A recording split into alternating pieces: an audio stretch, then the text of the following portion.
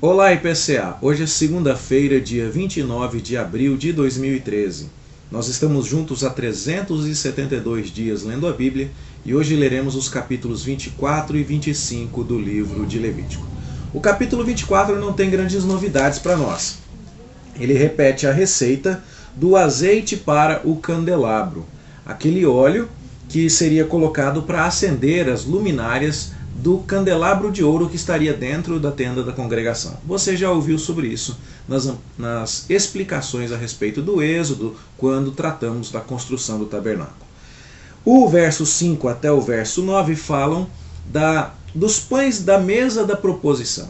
A receita e a maneira de dispor aqueles pães que ficariam colocados na mesa, que também estaria dentro da tenda da congregação, em frente ao candelabro, pães esses que seriam comidos em ocasiões especiais, semanalmente, pelos sacerdotes, de forma que celebrassem a provisão de Deus em território sagrado ali no tabernáculo. Você também conhece sobre isso.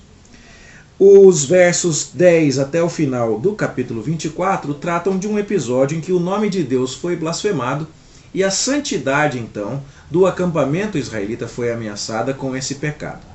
Para cumprir a sentença que já havia sido dada de quem blasfemasse contra o nome de Deus deveria ser executado, então houve todo um procedimento judicial de que o blasfemo aqui foi levado ao julgamento. A nação simbolicamente impôs as mãos sobre ele para dizer: olha, nós estamos agora nos livrando do seu pecado, nós que ouvimos aquilo que você falou contra Deus, estamos jogando a culpa só sobre você que falou, e esse homem foi apedrejado. Não há maiores dificuldades interpretativas aqui no capítulo 24. No capítulo 25, porém, nós temos dois elementos muito importantes que também estão ligados à celebração do tempo na presença de Deus. Você deve se lembrar que semana passada passamos a semana toda estudando somente o capítulo 23 de Levítico, por conta das festas, do calendário judaico que mandava o povo celebrar a vida na presença de Deus. Aqui no capítulo 25, nós temos mais duas estipulações de Deus com relação ao tempo. A primeira é quanto ao ano sabático. Essa norma já havia sido dada por Deus lá em Êxodo 23 e basicamente estipula que a terra também vai descansar. Deus é o dono dos israelitas e por isso eles vão descansar em Deus, que lhes dá a redenção, mas a terra também descansará. 6 anos a terra será cultivada, no 7º ela haverá de descansar. E Deus, em sua bondade, ia prover para que a plantação do 6º ano fosse suficiente, para que então a terra pudesse fornecer alimentos para todo esse período de transição em que o ano sabático aconteceria. Não se plantaria naquele ano, e então era preciso que a plantação do ano imediatamente anterior fosse farta o suficiente para possibilitar esse descanso da terra. Com isso, Israel descansa, a terra descansa e todo mundo descansa em Deus, dizendo: o Senhor é quem de fato nos provê o descanso das nossas fadigas, da nossa opressão, da escravidão do Egito.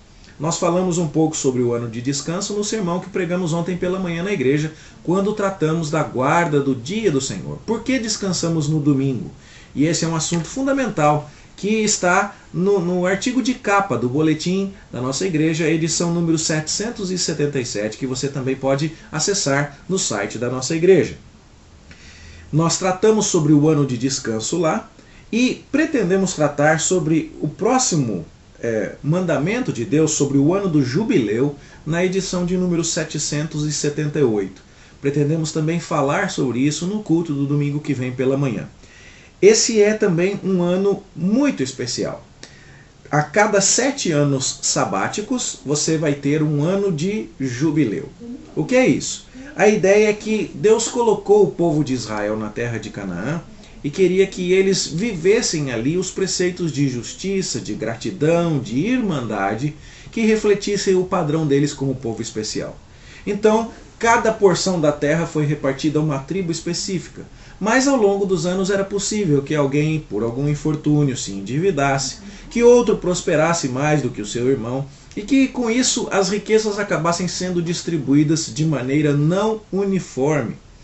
E aí, para evitar que alguém se empobrecesse excessivamente ou que alguém se enriquecesse demais, mas para prover que todos passariam os seus dias na terra de Canaã vivendo em irmandade, Deus estipulou o ano do jubileu, que basicamente diz o seguinte: aquilo que Deus deu a uma tribo deve ficar com essa tribo. Se alguém precisar vender o seu patrimônio, poderá vendê-lo. No entanto, a cada 50 anos, esse patrimônio será restituído ao seu dono. Com isso, os valores das propriedades mudavam em relação à passagem do tempo. O ano do jubileu foi o ano passado, então só vai ter outro ano do jubileu daqui a outros 49 anos. Então, se eu quiser vender o meu imóvel agora, ele vai valer pela posse da terra por 49 anos. Mas se eu for vendê-lo daqui a 45 anos, a pessoa que o comprar vai pagar pela posse da terra só por 4 anos, porque depois disso ela terá que me devolver. E nisso então, os valores das propriedades eram acertados. A ideia básica era que aquilo que Deus deu para você não pode ser tomado de você. A ideia é que eu posso enriquecer, mas não posso com isso oprimir você a ponto de desamparar você. Então o povo de Israel viveria de maneira muito bela a posse da terra, a irmandade na terra, e ao devolver aquilo que Deus deu a cada tribo, ao tratar com equidade os seus irmãos, o povo estaria refletindo a consciência de que as pessoas são de Deus, e a terra é de Deus, e tudo é de Deus. Esse é um princípio que está, por exemplo, no verso 42. Porque são meus servos os israelitas, aqueles que eu tirei da terra do Egito, não serão vendidos como escravos. Eles poderiam até trabalhar para outros irmãos judeus, mas trabalhariam como jornaleiros e como peregrinos, como pessoas que trabalhavam vendendo a sua força de trabalho, mas que nem por isso seriam escravizados. E que, ao final do período de 49 anos, ao chegar o ano do jubileu, receberiam de volta as possessões que Deus lhes havia concedido. Sem dúvida alguma, esse é um mandamento extraordinário, que aponta para a garantia de que as bênçãos de Deus vão chegar aos seus destinatários, aponta para a necessidade de tratamento justo, não é? Cheio de equidade para com o semelhante, e aponta inclusive para a ideia de que nós não devemos nos apegar às possessões materiais, porque elas são transitórias. E isso é de fato fundamental para nos dirigir o olhar em direção ao novo céu e à nova terra, a uma herança que nunca será retirada de nossas mãos. Há um tempo em que aquilo que Deus nos der, em hipótese alguma, haverá de nos ser subtraído. Essa figura é tão linda que Isaías, quando vai falar do novo tempo em que Deus haveria de restaurar o seu povo, no capítulo 61, ele fala do ano aceitável do Senhor. E é exatamente esse capítulo 61 de Isaías que é lido por Jesus na sinagoga no início de seu ministério, conforme nos relata o Evangelho de Lucas no seu capítulo 4. Jesus vai à sinagoga, toma o livro de Isaías e abre e começa a ler dizendo: o Espírito do Senhor está sobre mim, porque ele me ungiu para evangelizar os pobres e proclamar libertação aos cativos. Essa era uma ideia básica do ano do jubileu, que está inclusive linkada ao verso 19 do capítulo 4 de Lucas, onde ele está citando outra vez Isaías capítulo 61, e está dizendo ali: Deus me enviou para pôr em liberdade os oprimidos e apregoar o ano aceitável do Senhor. A ideia do jubileu, portanto, está muito relacionada à obra de redenção plena do Senhor Jesus Cristo, e nos remete ao novo céu e à nova terra, perfeitos, onde a igualdade, a justiça haverá. Ninguém mais vai oprimir o seu próximo, e a terra será possuída por todos em igualdade, em liberdade e em amor. É disso que o apóstolo Paulo fala ao aconselhar a igreja em Corinto. Havia lá uma dificuldade naquela época e naquele contexto de Corinto com relação à vida. Alguma angústia que Paulo não menciona, não detalha para nós.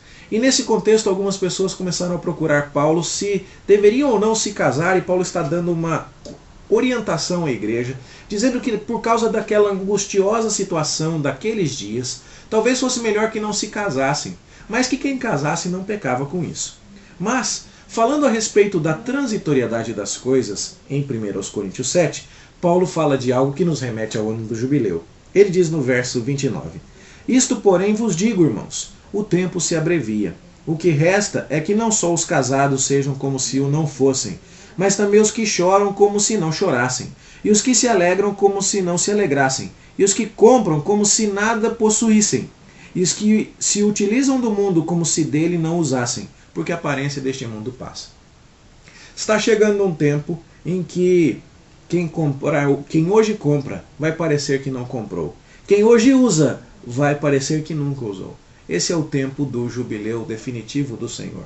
Esse é o tempo em que todas as coisas estarão com aqueles para quem Deus quer dá-las. O tempo em que possuiremos como o verdadeiro Israel de Deus o novo céu e a nova terra em igualdade e em justiça. Maravilhosa declaração de Deus, o ano do jubileu. Assunto do capítulo 25 de Levítico. Essa é a nossa esperança.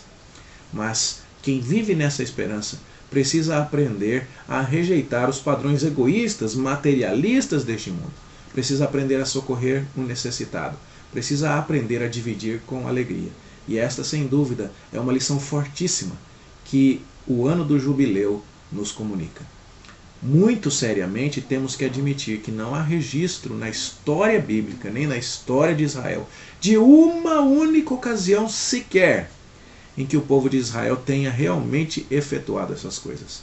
Nós vamos falar um pouco mais sobre isso no domingo pela manhã, mas é de nos admirar o fato de que tendemos a ser materialistas, egoístas, apegados aos bens, mas devemos descansar no Senhor. Aquilo que Ele nos deu, ninguém pode tomar. Então é hora de viver com liberalidade e desapego. Que essas lições trabalhem o nosso coração, dirijam a nossa conduta em relação aos bens materiais e abençoem a nossa vida. Essa é a nossa oração em nome de Jesus. Boa leitura, bom estudo para você. E a gente se encontra aqui amanhã para terminar ainda não, para ler o capítulo 26 de Levítico, se Deus quiser. Até lá.